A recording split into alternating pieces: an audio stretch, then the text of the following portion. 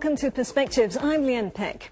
Mention Asia and everyone thinks of China and India, giants that are powering the world economy. But Southeast Asia, which has long lived in the shadow of its two large neighbors, is thriving.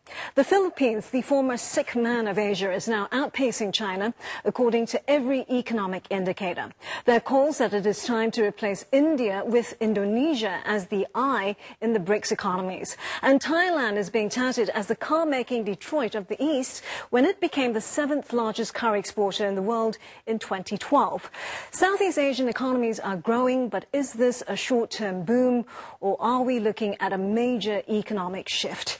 Joining me to discuss this are Rodolfo Severino, former Secretary General of the Association of Southeast Asian Nations, Kelvin Tay, the Regional Chief Investment Officer at UBS, Enrico Tanuwijaya, economist for Southeast Asia at RBS, and Lawrence Brown, political economist and former advisor to the Chinese government. He's also the founder of the Himalayan Consensus Institute, an environmental think tank. Well, welcome to Perspectives, all of you. Okay. Let's take a look at where the global economy stands right now, right? We've got a Eurozone that's still mired in crisis. We've got a China which is slowing, India too. Japan is still trying to get back into the game. And in the meantime, Southeast Asians are actually doing fantastically well. According to the Asian Development Bank, this was the only region in Asia to enjoy faster growth last year. Now, Kelvin, let's start with you because you're the Chief Investment Officer at UBS. Are you buying the ASEAN story? Certainly. I think a lot of positive things have actually happened in the ASEAN economies over the last 5 years, actually. We've seen a re-rating of the economies on a major scale, and that's largely because inflation numbers have actually been stabilizing, and therefore that in turn has actually attracted a lot of the foreign direct investments into the region. We've also seen the currencies becoming more stable, which means that for the foreign direct investments, that's important, because you want to invest in a region where the currencies are not as volatile as before. So those have actually been the pretty strong positives for a lot of the foreign investors moving into the ASEAN economies. And last but not least, corruption levels arguably would have been, I would argue that they have been at their lowest levels in the last 10 to 15 years. So there are a lot of positives where ASEAN is concerned over the last 5 years. Yeah, well, why do you think that all these positives are suddenly sort of emerging? Rodolfo, if I can draw you in, I mean, you were Secretary General of ASEAN from 1998 to 2002, so you witnessed firsthand what the region had gone through during the financial crisis then. Why do you think the region has done so well in the last 5 years since the 2008 financial crisis? I think that this is a long-term issue and question. And we have to remember the basic philosophy of the policies of these Southeast Asian countries has been to open up their economies and plug them to the rest of the world. And I think that's a factor that has to be considered rather than just the short-term policies of anti-corruption and things like that. But do you think, Enrico, you think then, you know, the bitter pill that was taken by economies in Southeast Asia then, you know, they sorted out their debt problems, they strengthened their banking sectors, you know, and they made good on their balance of payments. I mean, that really has added to this growth spirit which we're witnessing today. All that is paying off now. Yep. Well, certainly the conditions are actually getting better. Like 10 years is pretty long for them to recover. But if I can just add one additional factor that Calvin has mentioned, I still believe on the demographics. We have a total of about 600 million people, in, you know, as a whole, and almost half of it, even more, on a productive age of below 30 years old. So when you look ahead, this is the time to be and the place to be.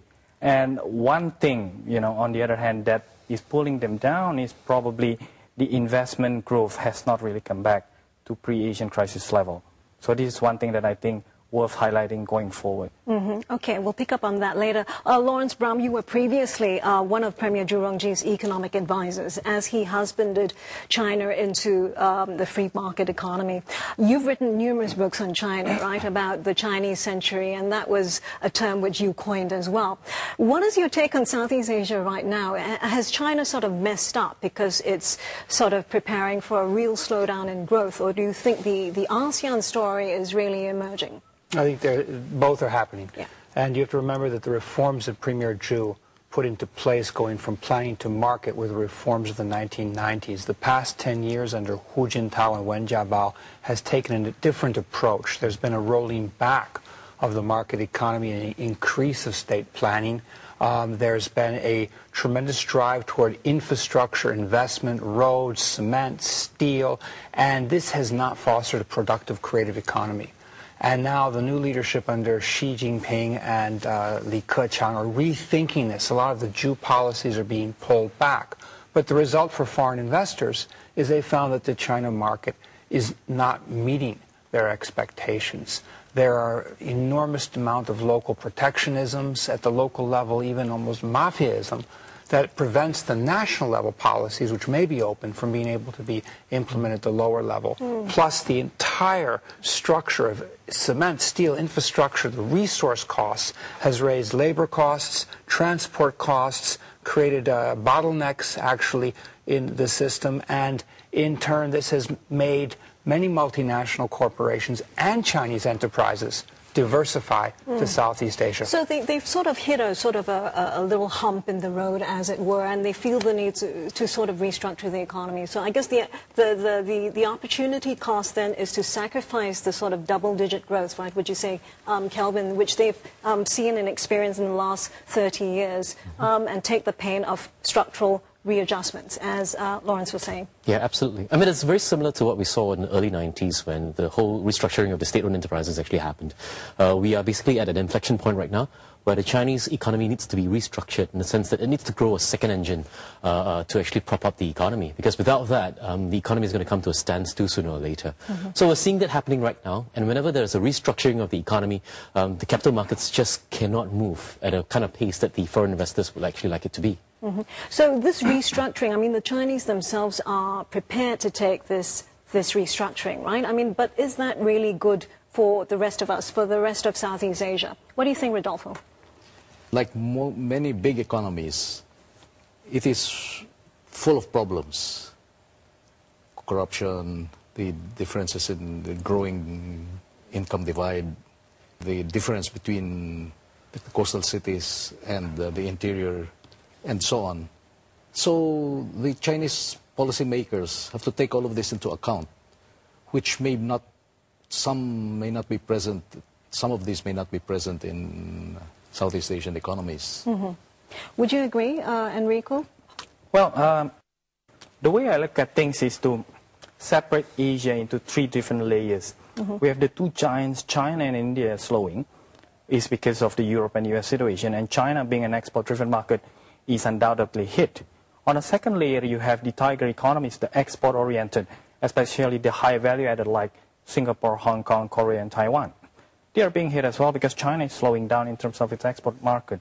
But on the other hand, we have the new rising star of Southeast Asia, in which they have their own big and huge domestic population to increase the inter-regional trade. So the slowdown in China does have an impact on Southeast Asia, but does not necessarily mean that growth has to slow down in Southeast Asia. Right, so it's not a zero-sum game, right, Kelvin? I mean, it's not a case of, well, exports or the Chinese demand for exports from Southeast Asia will completely sort of dry up, because they're also vacating a space for the Southeast Asian economies to manufacture, produce cheap toys. Certainly. I mean, if you look at the Laos, Vietnam, Myanmar, and Cambodians, these economies, the wages in these economies are basically 65% lower than what you have in China at this point in time.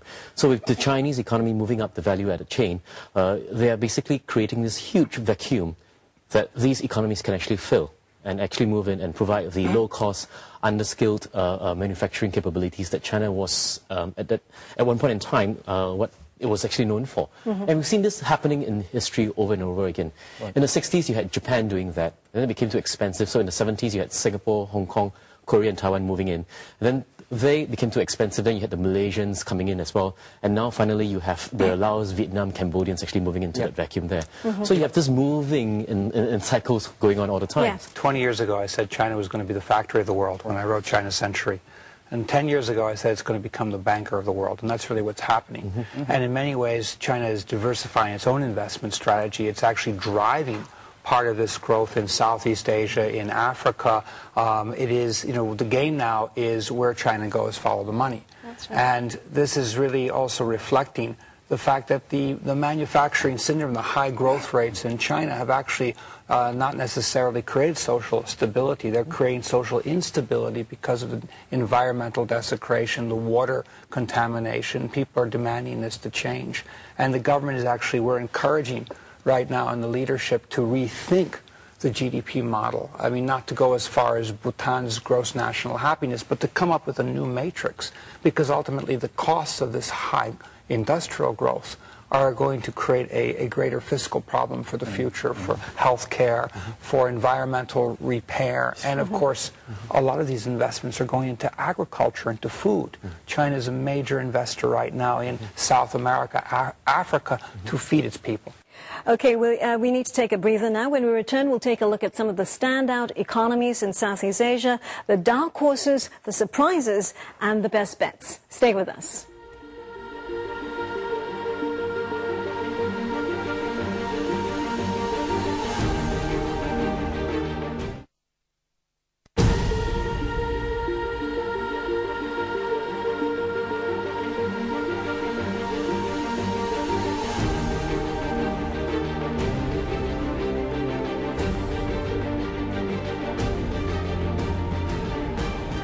Welcome back to Perspectives. Now, Southeast Asian economies are experiencing a broad revival.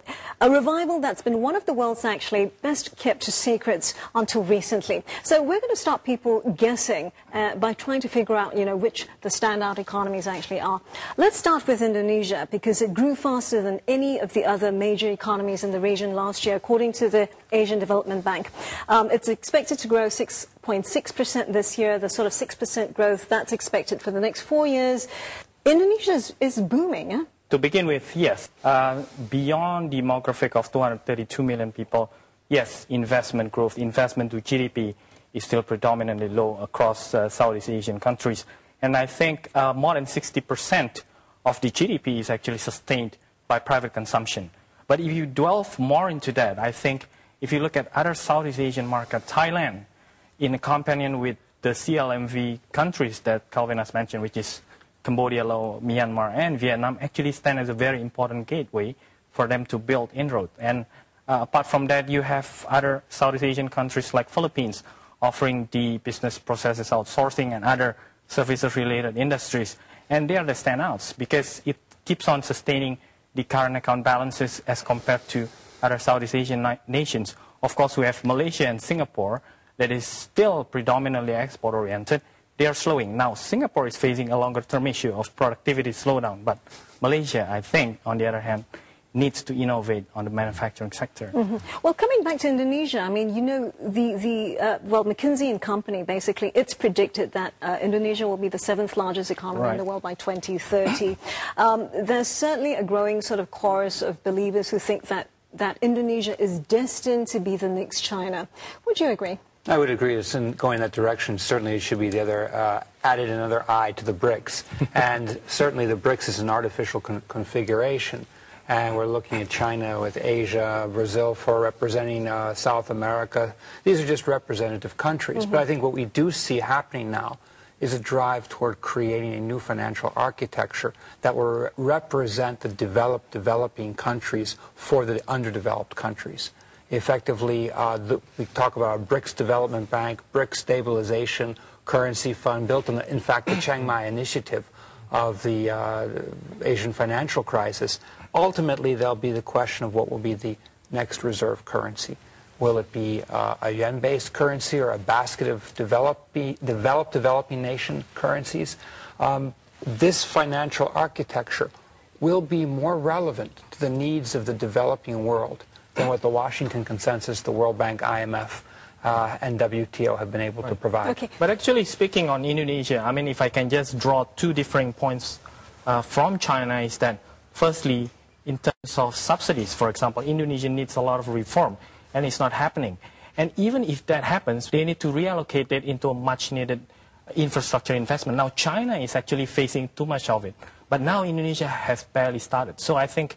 But would you say that in Indonesia you have something taking place that's kind of in parallel with what China did, what I call fusion economics, getting away from this World Bank, IMF, this, free market, open up, take down all barriers, shock the economy approach, and more of a mixed economy, planning, market, sometimes more, sometimes less, a more kind of Asian yin-yang approach without looking for confrontation between the two. But I think that it was easier for the Chinese to actually execute and implement those reforms because of the form of government that it has, in the sense that it didn't have to go for elections every 4 to 5 years. Whereas in the Indonesian case, you can't be too much of a hard sell because you have elections to take care of, like for example next year. But there are some important reforms coming through, like the land reform bill last year, which was actually crucial. And I think if you don't have land reform bills in place, you can't really improve the infrastructure in many of the economies. And I think India is one big example here. In the case of China, the current leadership has decided it has to do something about it earlier than wait for that social pressure to manifest itself. So right now, China's bitten the bullet. They have a massive anti-corruption campaign, the effect of which has dropped consumption by almost half within only 1 quarter. And that tells you how much of consumption was part of the, or fueled by the irregular economy. But at least it's that kind of determination that may set an example for Indonesia and be in effect in the region. Looking at Brazil as what is the downside of this. So, but do you think that corruption levels in Indonesia have actually come down? Certainly. I think if you compare it to the past regimes, I think corruption levels in Indonesia are probably at the lowest compared to the last 20 years. So that's been positive, but that doesn't mean that they're there. There's still quite a fair bit of work to be done. I think if you look at what's happening around the region right now where the haze issue is concerned, it's been going on for like 25 to 30 years, and still we can't actually resolve that. That should actually tell you something, right? So I think we've made some progress where Indonesian corruption is concerned, but we're still quite far from home. Yeah, well, you mentioned the elections coming up next year, and of course, you know, the Indonesian government seems to have gotten a little bit more nationalistic. I mean, it's imposing taxes, you know, import restrictions. It's also imposed some limitations on ownership of banks and mining companies. Do you think that Indonesia is being a little protectionist and unnecessarily so? I think that's becoming the core issues when you're going into the election. Look at the way the fuel subsidies removal is designed into. Before the approval, you have the parliament requirement to approve the direct cash subsidy before they go ahead with that. And the problem with protectionism and nationalism, if it's going into one extreme, then that will put a disincentive towards FDI to coming in. Plus the fact that you have a very rudimentary stage of infrastructure build-up. And investors always want sort of clear signals and business certainty. I would like to take on Calvin's point on land reform. Now, can you imagine from December 2011 up till now, there isn't a single major project that has actually taken off. Why? I think it is the implementation risk that is the key answer to that. You have the central government approving the budget, and then when you disperse towards provincial government, that is where the risk is.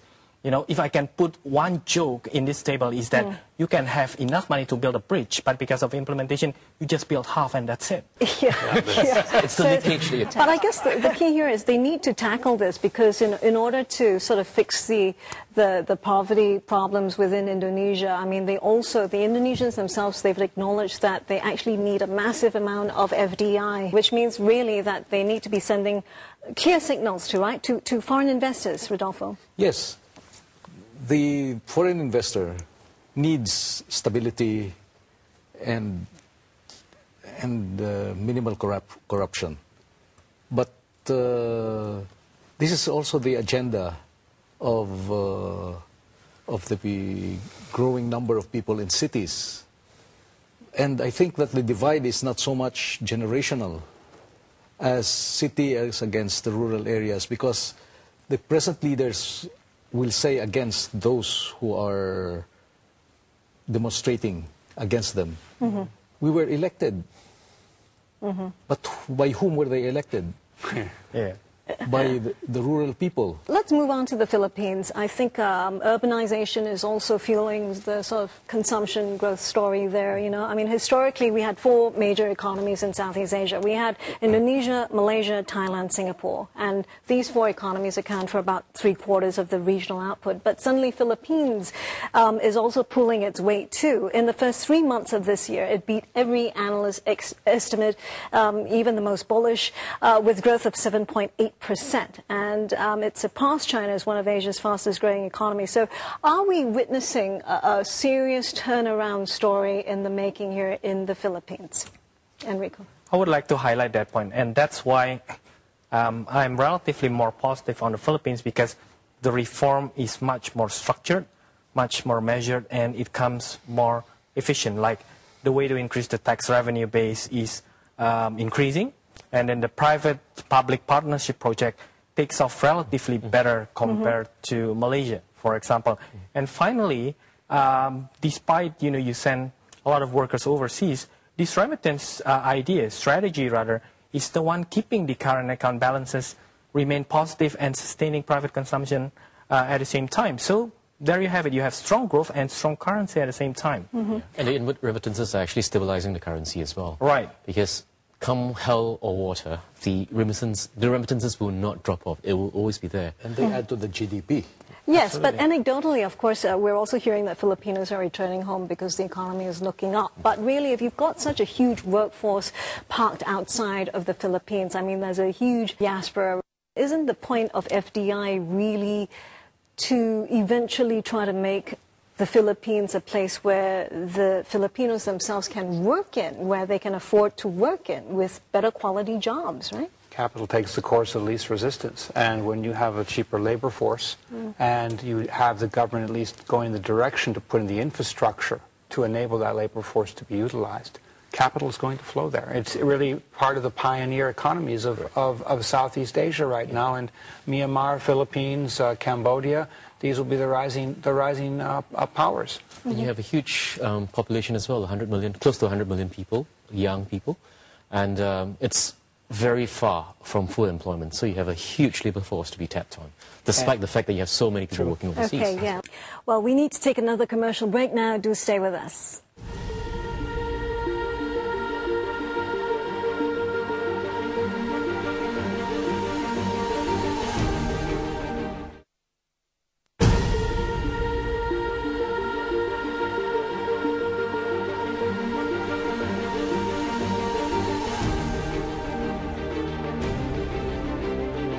Welcome back to Perspectives. We're talking economics this month on the program. Now, Malaysia is having a pretty good run too, right? With growth exceeding 5% in the first quarter of this year for the 7th straight quarter. That is the longest run since the 2008 financial crisis. What is the story here, Kelvin? Well, I think where Malaysia is concerned, it's largely because of some of the policies that the current regime has actually put in place. I think where the Iskandar development project is concerned, that's one of the reasons why the Malaysian economy has actually been doing pretty well. And of course, Malaysia has also benefited from the fact that its exports have actually been pretty competitive over the last few years. But I think to a certain extent, it is actually starting to hit some roadblocks, and the government needs to actually restructure and find some other avenues of growth. Because if not, when the oil revenue runs out, and it will run out in the next 15 to 20 years, then they'll have to face some serious challenges without that revenue coming through. I think adding one point to that is much of the growth is also related to how the government spends its own initiative. I mean, look at it, you have the economic transformation program on a headline, and then the pump priming needs to be balanced by other source of engine of growth like private consumption or investment. Importantly, investment, because you look at the level of public debt to GDP. They have a self-imposed limit of 55%, and it's approaching that. And the level of fiscal deficit, we have to remember that, like Indonesia, they still subsidize petrols as well. This is an inherent problem, needs to be addressed. Calvin was talking about the Iskandar project. Yes, there have been huge investments, and the elections are over. So, I mean, we can expect to see that flurry of investments in infrastructure. There were also lots of handouts given out to the population. But for an economy like Malaysia, it's going to take more than that, right? Well, you have not only the productivity side, but I think it also has the potential in the years ahead to develop the more soft power and the more intellectual capacity in China. Going up the value chain is very, very difficult because the educational system trains engineers and thinks about productivity, but it doesn't allow the creative potential to be opened up in this economy. I think this is where Malaysia, Singapore, the already advanced Southeast Asian countries will move ahead and will be able to step into this role where China is going to need fundamental changes in its own educational system, which is an issue that comes back to the party and the government. It's I a think long-term it's a much more longer-term process where I think Malaysia, Singapore will be able to leap ahead and move into this much quicker. Yeah. So what about Singapore? Because the growth in Singapore is obviously slowing, but Singapore has also managed to carve out that niche for itself as a sophisticated hub for doing business and finance, right, Rodolfo? Is this going to be what buoys Singapore going forward? I think one has to remember that Singapore is entering into a phase that is like the first world. Growth not necessarily slows down because of the bigger base. And this is what we have to keep in mind when we talk about GDP growth. That the richer countries grow more slowly than the poorer countries. Maybe just adding to it what you just said, really Singapore is going to be and will be the financial center of Southeast Asia. And if we think, we were talking earlier today about what is Asia, if we actually think about the amount of productive investments of China and India that are moving into Africa, Singapore may also be a financial center for investments coming from Southeast Asia, from this region, into Africa and even other emerging markets. So really it is first world status. It is a financial center. Yeah, talking about emerging markets, you know, let's look at the Indo-Chinese economies, the CLMVs, you know, Cambodia, Laos, Myanmar, Vietnam. China is also, as you said earlier, moving investments into there, right? Finding sort of low-end sort of production bases in these places. Is this why they are also emerging, and FDI in all of these places have also increased pretty respectively? Certainly. I think at the end of the day, we all look at this number that we call the unit cost of labor. So whether it's Singapore, China, or the CLMV countries, who can do this particular good for a lower price more effectively? That is basically what we all look at the end of the day, especially if you're in a country like Singapore where you don't have any natural resources at all. So I think where Singapore is concerned, we're at the point where we really need to restructure the economy such that our unit cost of labor will not be a hindrance for the economy to actually grow going forward.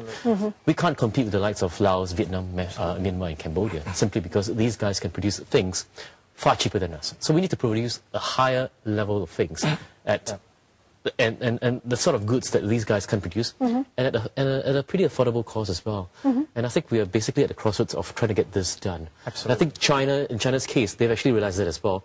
That's why they're no longer interested in doing the kind of things that these countries are actually doing, because they realize they really can't compete. Sure. Yeah. Let's talk about Vietnam, because you touched on Vietnam. I mean, what's the story with Vietnam? Because I think 10 years ago, people were talking about Vietnam the way they're sort of talking about Myanmar now, and I don't think it's really sort of, well, it's threatened to boom for the longest time, but I don't think it's managed to convincingly. I mean, what's happening in Vietnam? You were consulting to the Vietnamese government as well, yeah? Well, I was working with the central bank and on their enterprise restructuring and monetary policy throughout the 90s. And really what Vietnam is doing is it's been following China's model. It's been trying to mix planning with market.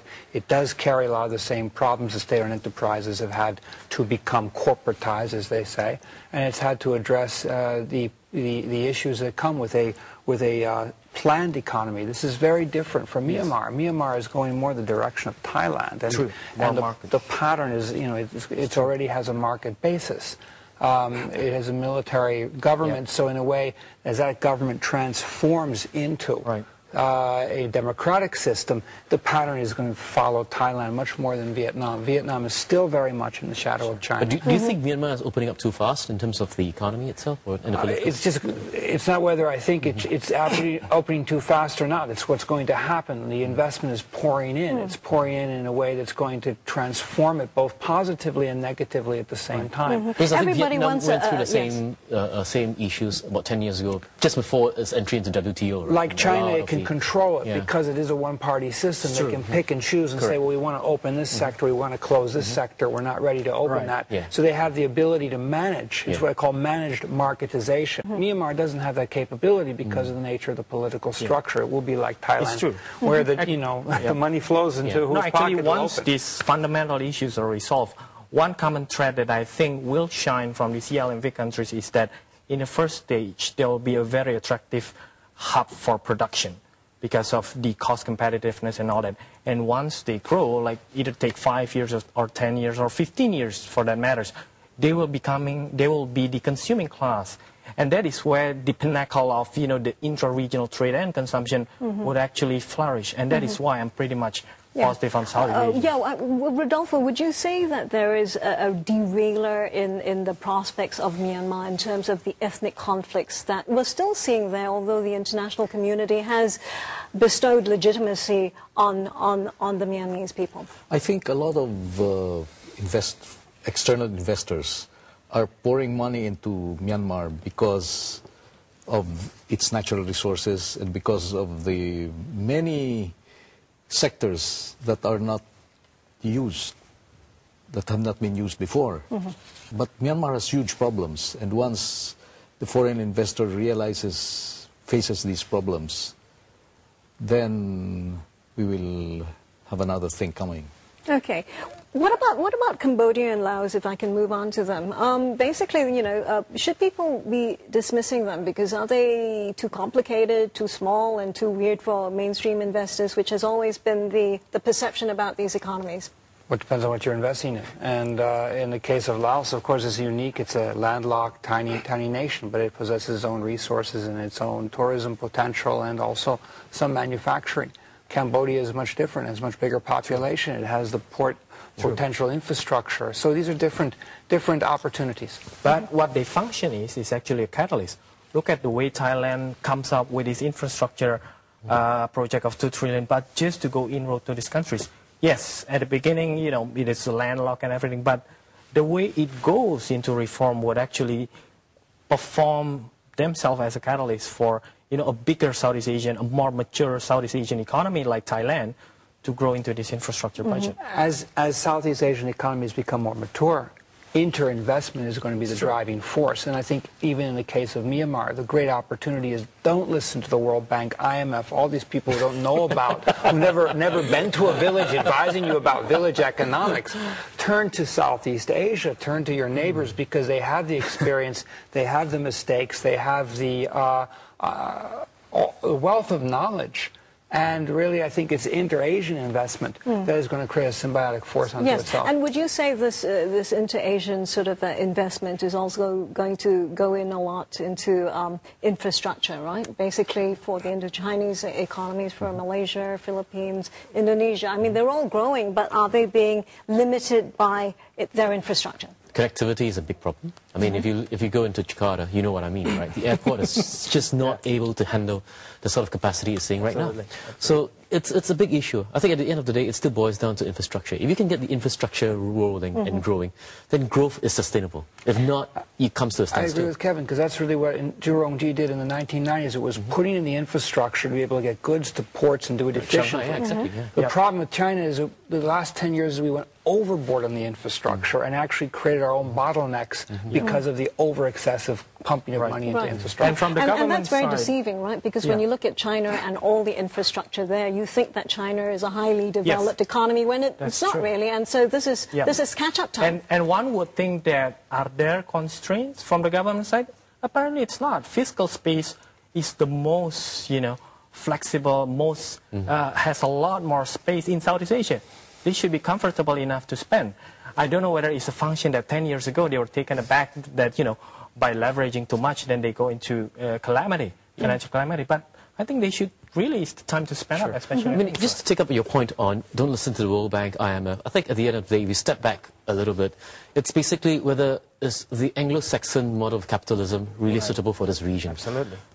You got to take into consideration the cultural aspect, the social aspect as well, and the political, historical legacy that this region have to actually say, is the Anglo-Saxon model the right one for us, or should we use another alternative model? All right. On that note, we're going to take a break. Don't listen to the IMF and the World Bank. Lawrence Brum says, is the Anglo-Saxon model of capitalism, that model of development, suitable for us here in Asia? Stay tuned.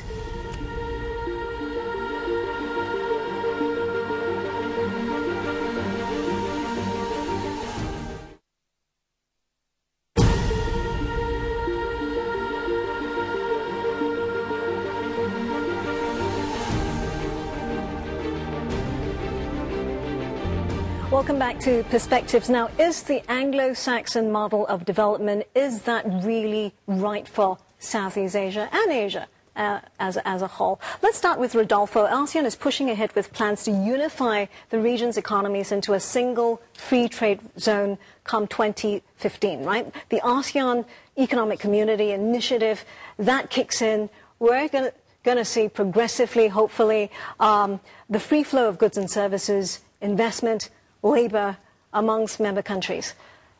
Is this policymakers just, doing pie-in-the-sky pronouncements? I think there are more expressions of aspiration and commitment. When 2015 comes, you don't expect ASEAN to be transformed and it's the ASEAN way to be something else. When they say free flow of goods, that's an aspiration. It's not going to happen. So it's not going to happen overnight, but is that something which ASEAN should aspire to? And I mean, can it be actualized sooner than later? Enrico? I totally agree with Rodolfo, but you have to look back on how it is started. Like in European Union, the common binding factor is different. In Association of Southeast Asian Nations, it is mutual respect and, coordination. That's it. The binding force, I think, it's not as sticky as the European Union. So we really need to take, major leap of faith. ASEAN is a very disparate region, right? We've got very different creatures here, different fundamentals, different stages of development, different policies, and that's going to make it difficult for any sort of so-called integration. Well, you need a new consensus, and really the Washington consensus, the neoliberal model that was promoted so aggressively in the name of globalization, is not necessarily suitable for ASEAN, for China, for Africa, and that's why you have different consensuses. We call an Asian consensus a Himalayan consensus because it's a joining point between China, South Asia, and Southeast Asia. But you also have an African consensus. There's growing calls in Europe for diversified localization rather than the globalization.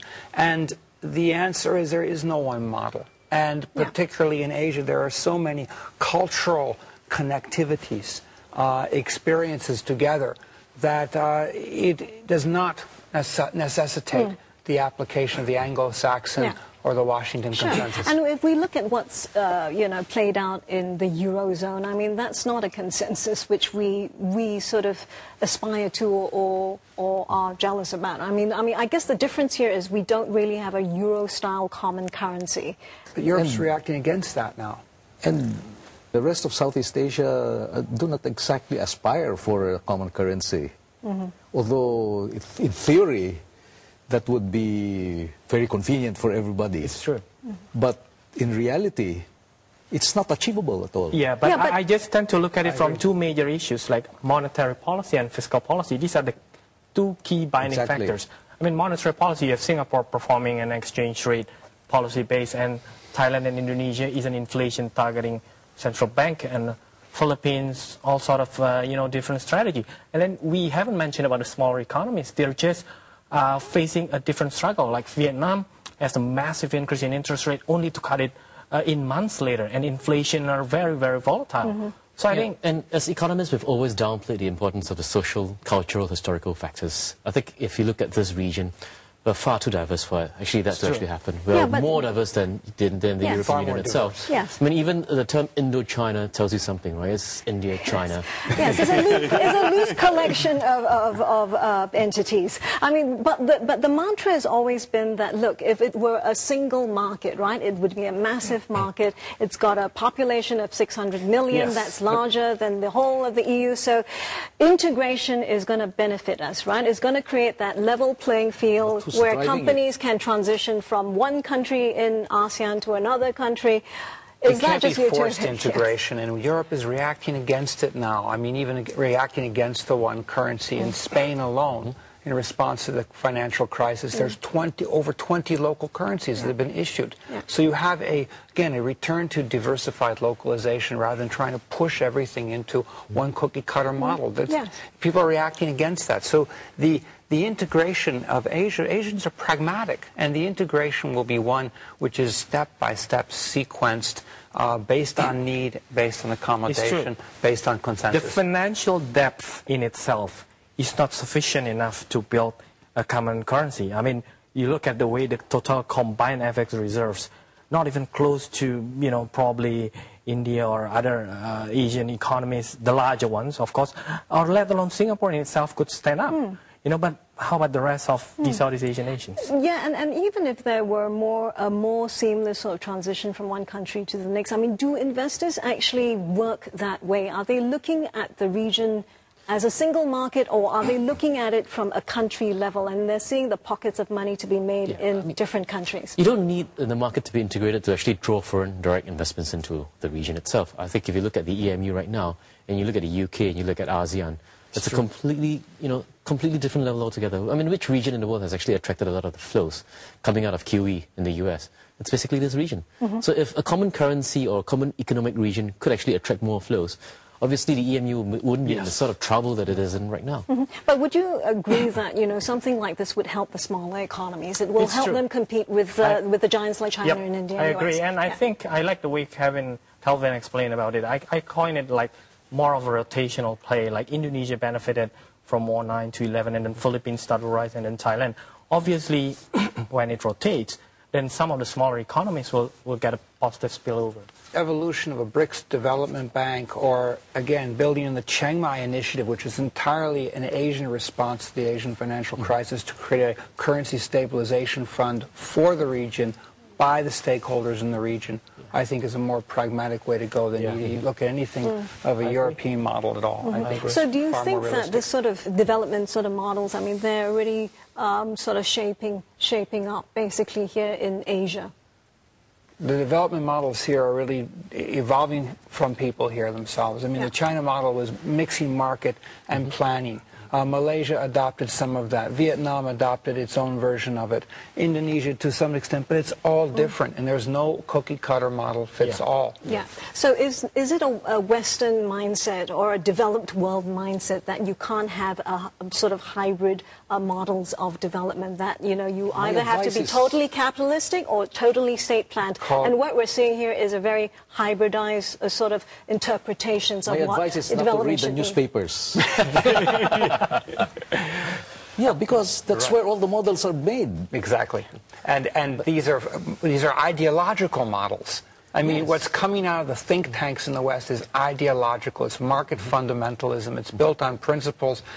The economists are doing more damage in the universities because they're coming up with formulas to win awards and actually trying to solve problems of poverty and growth. And in Asia, people are just more practical. They don't have time for theory. Right. When you talk about how ideology has really, sort of split people on how, development should shape up, it's a question, I think, in the old days of how, if you're state planned, then you're a communist state. Yeah. If you're a capitalist economy, then you're a democratic state. But really, that's completely scrambled. Exactly. Now. I mean, let me give you an example. China is a capitalist country operating behind the veneer of a socialist system. Whereas in the EMU, I would argue that it's basically a socialist economy operating behind the veneer of a capitalist system. If you look at Singapore, I mean, if you're talking about hybrid economies, Singapore is probably the most open or second most open economy in the world. But we have a lot of state-owned companies, government companies that actually dominate the stock market. So is that good or is that bad? I don't know. If you ask me, GDP per capita in Singapore is probably the highest or second highest in the world right now. So is this right or is this wrong? And wouldn't you say, I mean, at this point, I mean, the whole trend in Asia has been the formation of sovereign wealth funds, yeah? That is the state which funds projects and companies and enterprises that hopefully will reap returns. And they are in a stronger position to do so than the average entrepreneur. It's very pragmatic, and they're again, this is the Asian response. They're investing in infrastructure, creating the opportunities. They're working within the elasticity between the private sector and the government. And really, this whole debate of capitalism versus communism was buried in the last century. Deng Xiaoping buried it. We've all grown out of this. Yeah, but the common argument is that, if you're a democracy, say like India or the Philippines or even Indonesia, it's harder if you're a democracy to really get your economics right. That's what the state planners are saying, yeah? Democracies work very well when there is growth, there is a bull market, and you get this free flow of ideas, innovation, etc. But when you have a very severe crisis like what's happening in the EMU right now, does a democracy really, really work? Because, you need policies to be in place for 10, 12 years before you can actually resolve anything. But in a democracy, you need to go for elections every 4 years. So is the solution here really to de-link? I mean, is the silver bullet to de-link ideology from development models? Exactly. Correct. It has to be pragmatic. And there's a time when you need state intervention, state planning to step in. There's a time when the state can withdraw and allow the market to take its role. And this is the Asian way. And it's different in China, it's different in Vietnam, it's different in Indonesia. The ownership of companies, as Calvin pointed out, is relevant at all. Because there are state-owned enterprises that work very well, and there are state-owned enterprises that are corrupt. So it doesn't matter who owns the firm. Yeah, but on that note, I think it's a positive thing because, we are at a very young stage of democracy at the same time. So probably that model fits much better compared to any other. Absolutely. Southeast Asian. And that's all the time we have. I'd like to thank my guests, Rodolfo Severino, Kelvin Tay, Enrico Tanu Wijaya, and Lawrence Brahm. It's clear Southeast Asia is a regional laggard that's finally coming into its own, and it seems the reasons for its recent stellar performance are not going away anytime soon. Now, all it needs to do to turn the region into one of the world's major growth engines is to stay committed to the root and branch economic reform they've already embarked on. Do log on to our website and share your views in our poll on whether this broad revival in Southeast Asia has legs. I'm Lian Pek. Until the next edition of Perspectives, thanks for watching.